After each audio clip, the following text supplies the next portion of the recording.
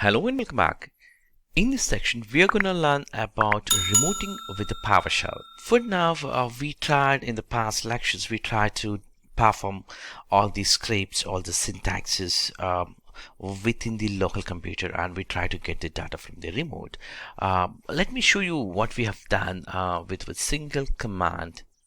We try to get the specific services or some kind of executions to be happen on a remote computers. This is what we have tried. For example, a service to get the bits.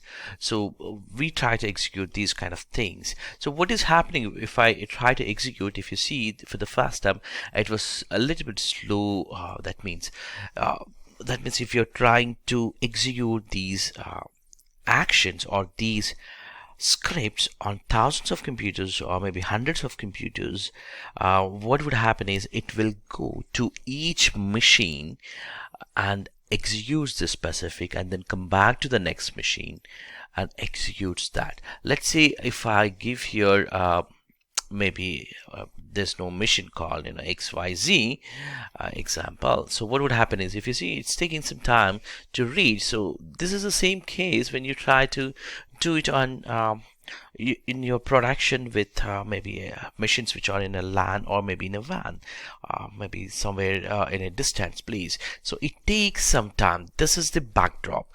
So now to overcome this, you do have the remoting capabilities within the PowerShell, where we can use the complete remoting options, which we are going to explore that. So that means whatever the commandlet it is working, or whatever the syntax it is working, which we would be using as it is, except for example, this should actually execute on the remote computer altogether, and we need to get that output on our shell.